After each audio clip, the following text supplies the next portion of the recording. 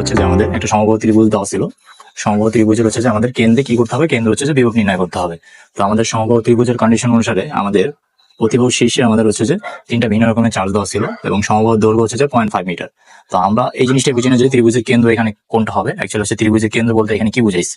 তো ত্রিভুজের কেন্দ্র বলতে এখানে যে এই জিনিসটা বুঝাইছে, যদি ত্রিভুজটা হচ্ছে সমবাহু ত্রিভুজ হয়, যদি ত্রিভুজটা সমবাহু ত্রিভুজ হয়, অবশ্যই আমি প্রতি শীর্ষবিন্দু থেকে যদি হচ্ছে অপর বাহুর উপর মধ্যমা আঁকি, আমি প্রতি শীর্ষবিন্দু থেকে অপর বাহুর উপর কি আঁকবো, মধ্যমা আঁকবো।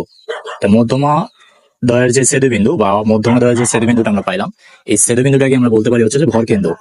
এই ছেদবিন্দুটাকে আমরা কি বলবো, ভর কেন্দ্র। এই ছেদবিন্দুটার নাম হচ্ছে আমাদের ভর কেন্দ্র।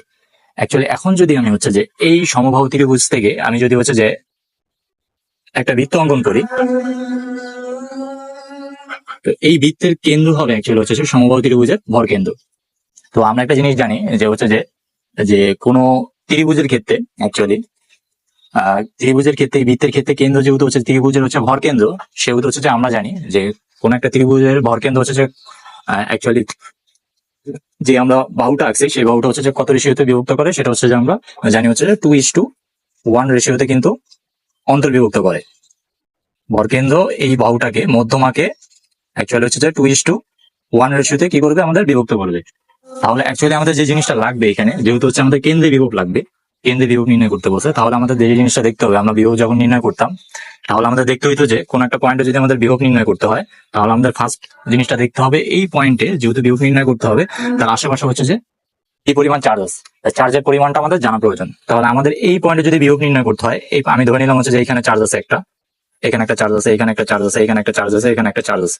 তাহলে আমরা কয়টা চার্জ পেলাম, টোটাল চারটা চার্জ পেয়েছি, 4টা বিন্দু চার্জ পেয়েছি। তাহলে এই 4টা বিন্দু চার্জের জন্য আমাদের হচ্ছে যে এখানে কি নির্ণয় করতে হবে, এই পয়েন্টে ও বিন্দুতে আমাদের বিভব নির্ণয় করতে হবে।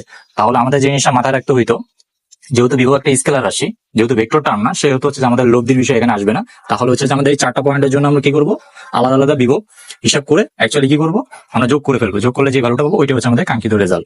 আর আরেকটা জিনিস আমাদের যে জিনিসটা জানা প্রয়োজন সব থেকে, সেটা হচ্ছে যে আমাদের কি এই সরলরৈখিক দূরত্বটা, যদি আমাদের প্রতিটা পয়েন্ট থেকে এখানে সরলরৈখিক দূরত্বগুলো দেওয়া থাকে, তাহলে আমরা কি করবো, সহজেই বিভবটা নির্ণয় করে ফেলতে পারবো।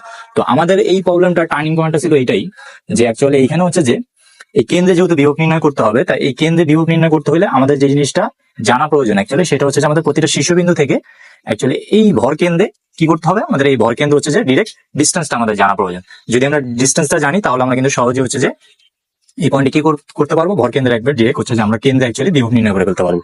তাহলে আমরা এই জিনিসটা দেখি, ঠিক আছে, আমরা কিভাবে হচ্ছে যে প্রতিটা শীর্ষবিন্দু থেকে অ্যাকচুয়ালি হচ্ছে ডিরেক্ট ডিস্টেন্সটা বের করে ফেলতে পারি। এতটুকু আমরা জানি, যেহেতু এটা হচ্ছে 2 অংশ, এটাও 2 অংশ, এটাও 2 অংশ।